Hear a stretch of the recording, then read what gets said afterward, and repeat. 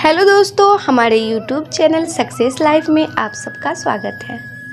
दोस्तों, आज की इस वीडियो में हम आपको बताएंगे कि मनुष्य के बर्बादी के 4 कारण क्यों हो जाते हैं मनुष्य बर्बाद।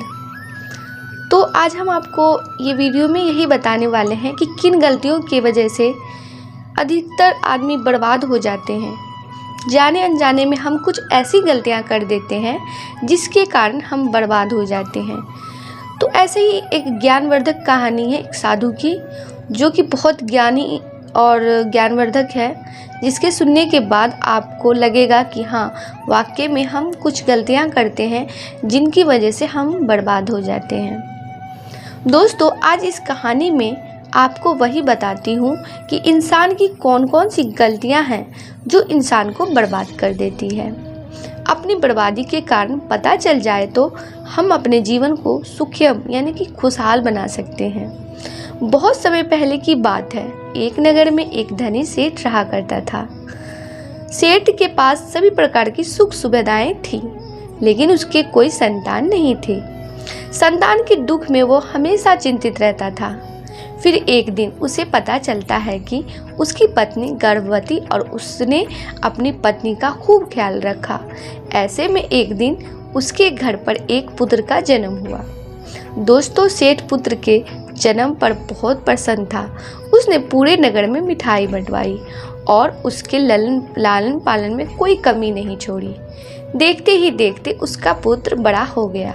फिर सेठ ने उसे पुत्र को गुरुकुल भेजने का निर्णय लिया ताकि वो पढ़ लिख कर एक विद्वान बन सके।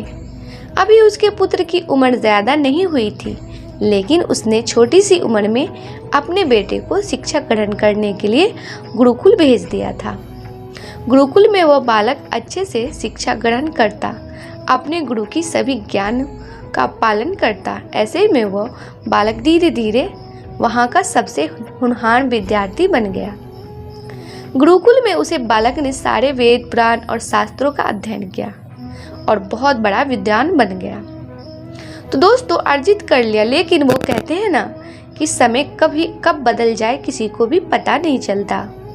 ऐसे ही एक दिन किसी प्राकृतिक आपदा की वजह से उसके माता पिता की मृत्यु हो गई, और जब उसके माता पिता की मृत्यु हुई तब तक उसे बालक की शिक्षा का पूर्ण नहीं हुई थी। और जब उसे बालक ने इस खबर को सुना तो उसके माता पिता अब इस दुनिया में नहीं रहे और उनका सब कुछ बर्बाद हो चुका था। तो उसे बालक का इस संसारिक मोह माया से मन उठ गया। उसके बाद उस बालक ने दोस्तों गुरुकुल के शिक्षण पूर्ण करने के बाद अपना संपूर्ण जीवन लोगों की भलाई में व्यतीत करने लगा। फिर जब उसे बालक की शिक्षा पूर्ण हो गई तो उसके बाद वह बालक सन्यासी बन गया और वह सांसारिक वस्तुओं से दूर में हिमालय के जंगल में चला गया। जंगल में जाकर उसने वहाँ लंबे समय तक तपस्या पूर्ण करने के बाद उसे सन्यासी ने लोगों को शिक्षा देना आरंभ कर दिया। दोस्तों, समय के साथ साथ उसे सन्यासी की चर्चा चारों तरफ होने लगी और दूर दूर से लोग उसके पास शिक्षा ग्रहण करने आने लगी और बहुत से लोग उनके पास अपनी समस्याओं का समाधान खोजने के लिए भी आने लगे। सन्यासी सभी लोगों की समस्याएं बढ़िया आसानी से सुलझा देते थे, जिस वजह से वो पूरे राज्य में मशहूर हो गया था।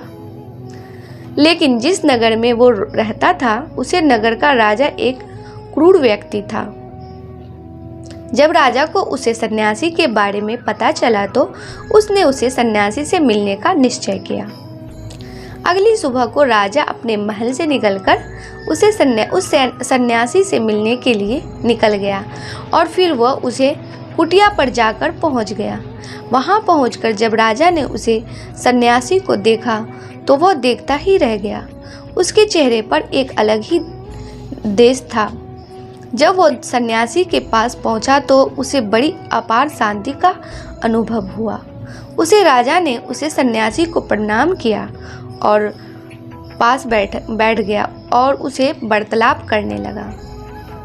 वो राजा पहले ही मुलाकात में उसे सन्यासी की व्यक्तिगत से इतना प्रभावित हुआ कि उसने उसी समय से अच्छाई की राह पर चलने की ठान ली और मन में ही मन सोचने लगा कि इतनी छोटी सी मुलाकात में यह सन्यासी मुझे इतना बदल सकता है, तो अगर हम हमेशा अपने साथ रखें रहने लगे तो मेरी तो ज़िंदगी ही बदल जाएगी।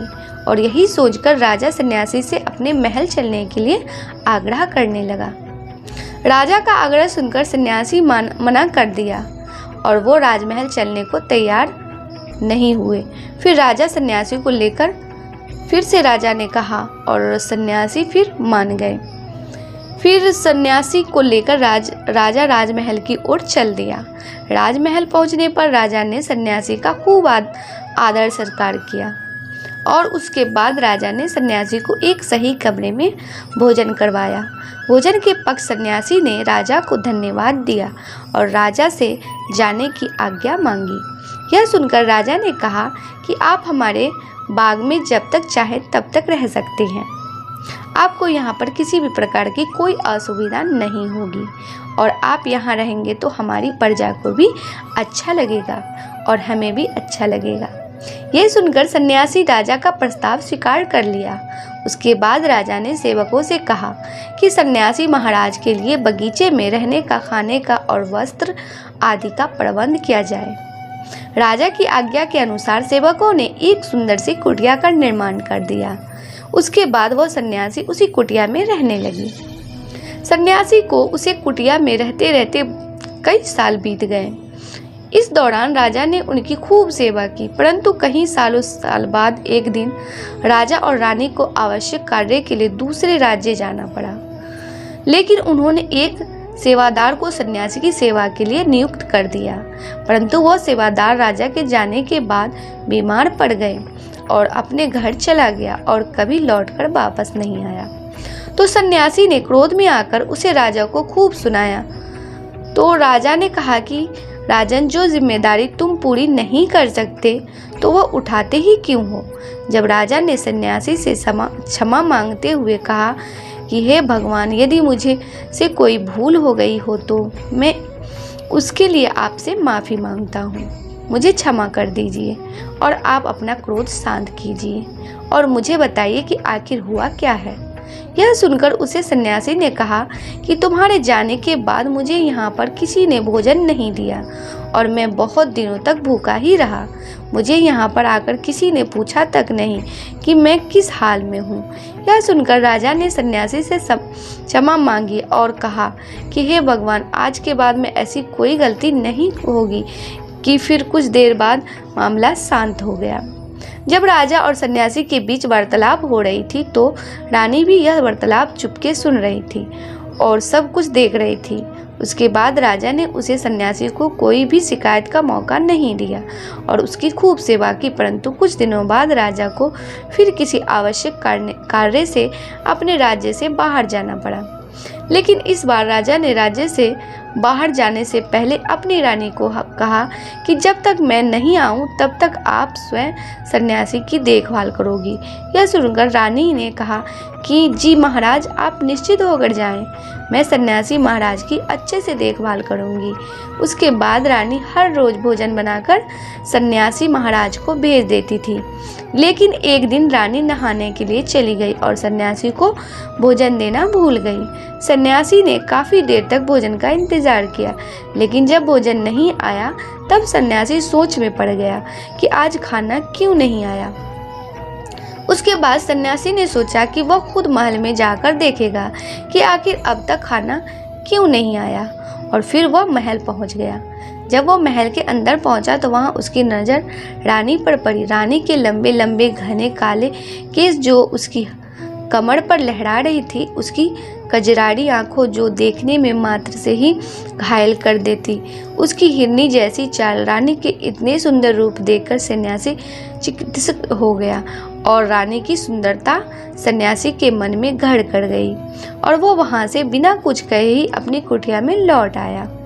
सन्यासी रानी के रूप में सुंदरता को भुला न सका और वह खाना पीना छोड़कर अपनी कुटिया में पड़ा रहा। उसने कई दिनों तक कुछ भी नहीं खाया, जिस वजह से वह बहुत कमज़ोर हो गया। फिर कुछ समय बाद राजा वापस लौटे और जब उसे सन्यासी की हालत का पता चला तो वो बहुत सीधे सन्यासी के पास पहुंच गए और बोले कि हे भगवान, क्या बात है, आपको क्या हो गया है और आप इतने कमज़ोर कैसे हो गए? चिंता है और आप किस गहरी सोच में डूबे हुए हैं। क्या मुझसे कोई भूल हो गई है? तब सन्यासी ने कहा, नहीं राजन, आपसे कोई भूल नहीं हुई है। यह सुनकर राजा ने कहा, तो फिर क्या बात है, आप मुझे बताएं, मैं आपकी परेशानी जरूर दूर करूंगा। यह सुनकर सन्यासी ने राजा से कहा कि हे राजन, मैं आपकी रानी की अद्भुत सुंदरता को देखकर उनकी सुंदरता के फेर में पड़ गया हूँ और अब मैं रानी के बिना जिंदा भी नहीं रह सकता। यह सुनकर राजा हैरान हो गए और कुछ देर सोचने के बाद राजा ने उसे सन्यासी से कहा, मैं आपको रानी दे दूंगा। यह सुनकर सन्यासी बहुत प्रसन्न हुए। फिर राजा सन्यासी को लेकर महल चले गए और जब राजा और सन्यासी महल पहुंचे तो उसे दिन रानी ने अपने सबसे सुंदर वस्त्र और गहने पहने हुए। फिर राजा रानी के पास पहुंचे और राजा ने रानी से कहा कि कोई सन्यासी की मदद करनी चाहिए, यह बहुत कमज़ोर पड़ गए हैं और मैं नहीं चाहता कि किसी ज्ञानी पुरुष की हत्या का कलंक मेरे सर पर लगे। उसके बाद राजा ने रानी से पूछा कि क्या आप यह पाप अपने सर पर लेना चाहती हैं? राजा की यह बात सुनकर रानी ने राजा से पूछा कि आखिर इन सन्यासी के इस दुख का कारण क्या है? तो राजा ने रानी से कहा कि सन्यासी आपकी अद्भुत सुंदरता के दीवाने हो गए हैं। राजा की यह बात सुनकर रानी ने कहा कि राजन, आप चिंता मत करिए, अब आप सब कुछ मेरे ऊपर छोड़ दीजिए। मुझे पता है कि मुझे अब क्या करना है। उससे आपके ऊपर ना तो सन्यासी की हत्या का पाप लगेगा और ना ही उससे मेरे पवित्र धर्म का नाश होगा। रानी की यह बात सुनकर राजा ने रानी को सन्यासी को सौंप दिया। उसके बाद सन्यासी रानी को लेकर कुटिया पर पहुंच गए। जब रानी सन्यासी की कुटिया पर पहुंची, पुरानी रानी ने सन्यासी से कहा कि हमें रहने के लिए घर चाहिए, हम इस झोपड़ी में नहीं रह सकते। यह सुनकर सन्यासी राजा के पास गया और राजा से जाकर बोला कि हे राजन, हमें रहने के लिए घर चाहिए। सन्यासी की बात सुनकर राजा ने उनके लिए घर का प्रबंध कर दिया। फिर सन्यासी रानी को लेकर घर पहुंचा। जब रानी सन्यासी के साथ उसे घर पहुंची तो रानी ने सन्यासी से कहा कि यह घर तो बहुत गंदा है और इसकी हालत बहुत ख़राब है, मैं इस घर में नहीं रह सकती। यह सुनकर सन्यासी फिर से राजा के पास गया और राजा के पास जाकर बोला कि हे राजन, जो आपने हमें घर दिया उसके घर की हालत बहुत ख़राब है। सन्यासी की बात सुनकर राजा ने उसे घर की हालत ठीक करवा दी। उसके बाद फिर रानी घर के अंदर गई और नहा धोकर बिस्तर पर आ गई। फिर सन्यासी की बिस्तर पर आ गई। फिर उसके बाद रानी ने सन्यासी से कहा कि आपको पता है कि आप कौन हैं और आप क्या बन गए हैं? आप एक महान सन्यासी जिसके लिए राजा स्वयं सारी जरूरत की वस्तुएं उपलब्ध करते थे, जिसके पास लोग दूर दूर से ज्ञान ग्रहण करने आते हैं, जो लोग सत्य की राह दिखाया करते हैं, जो लोगों की समस्याओं का समाधान करते हैं, जिनको सभी लोग एक गुरु मानते हैं, जिनकी सब भगवान के रूप में पूजा करते हैं, और आज आप वासना के कारण मेरे गुलाम हो गए हैं। रानी की यह आवाज़ सुनकर उसे सन्यासी को एक झटका लगा और उसे महसूस हुआ कि वह तो एक सन्यासी है और वह यह सब क्या कर रहा है। वो तो यह सारी सुख सुविधाओं को छोड़कर शांति की तलाश में जंगलों में चला गया। जोर जोर से रोने लगा और चिल्लाने लगा और रानी से कहने लगा कि मुझे क्षमा कीजिए महारानी, मैं ये क्या करने जा रहा था, मैं अभी आपको राजा को सौंप कर आता हूँ। सन्यासी की बात सुनकर रानी ने सैनिक से प्रश्न किया कि महाराज, मेरे मन में एक प्रश्न उठ रहा है, कृपया मेरे प्रश्न का उत्तर दीजिए। रानी की बात सुनकर सन्यासी ने कहा कि मुझे तुम्हारे क्या प्रश्न है। फिर रानी ने कहा कि जब आपको उसी दिन भोजन नहीं मिला तो आप बहुत क्रोधित हो गए। तब मैंने आपके ये रूप पहली बार देखा था और तभी से मैं आपकी व्यवहार में प्रवृत्त महसूस कर रही हूँ। ऐसा क्यों हुआ महाराज, आखिर आपको इतना क्रोध क्यों आया? रानी की बात सुनकर सन्यासी ने रानी को समझाया कि जब मैं जंगल में था तो मुझे समय पर भोजन भी नहीं मिलता था, लेकिन जब मैं महल में आया तो महल में आने के बाद मुझे सारी सुख सुविधाएं मिली और फिर मैं इन सभी सुख सुविधाओं के मोह में फंस गया और मुझे इसके प्रति लगाव उत्पन्न हो गया और फिर मुझे इसको पाने का लालच उत्पन्न हो गया और जब मुझे यह नहीं मिला तो मेरे अंदर क्रोध उत्पन्न हुआ। फिर सन्यासी ने कहा कि महाराज, सच तो यह है कि अगर इच्छा पूरी नहीं हो तो क्रोध उत्पन्न होता है और अगर इच्छा पूरी हो जाए तो लालच बन जाता है। फिर सन्यासी ने रानी से कहा, यह इच्छा की पूर्ति ही मुझे वासना के द्वार तक लेकर आई है और मैं आपके प्रति आकर्षित हो गया। इसके बाद वो सन्यासी रानी को लेकर राजा के पास गया और बोला कि राजन, मुझे क्षमा कीजिए, मुझे अपनी गलती का एहसास हो गया है। यह लो आपकी रानी, मुझे यह सब नहीं चाहिए। मैं अपनी इच्छा के थ्रू यह गलत कार्य करने जा रहा था और अपने जीवन को बर्बाद करने जा रहा था, लेकिन अब मुझे सब कुछ समझ में आ गया है। उसके बाद उसे सन्यासी ने कहा कि हे राजन, मनुष्य की बर्बादी का कारण उसकी 4 आदतें बनती है और दुनिया के हर एक व्यक्ति के अंदर यह 4 अवगुण होते हैं। गीता में श्री कृष्ण ने कहा है, केवल पैसों से आदमी धनवान नहीं होता, असली धनवान वो है जिसके पास अच्छी सोच, मधुर व्यवहार और सुंदर विचार होते हैं। श्री कृष्ण का कहना है कि मनुष्य को किसी भी परिस्थिति में हौसला नहीं हारना चाहिए। जब तक आपकी सोच और विचार अच्छे नहीं हो जाते तब तक आपके अच्छे दिन नहीं आते हैं। दोस्तों, गीता में लिखा है कि ज़्यादा खुश या फिर ज़्यादा दुखी होने पर निर्णय नहीं लेना चाहिए, क्योंकि यह दोनों परिस्थितियों को आपको सही निर्णय नहीं लेने देती है।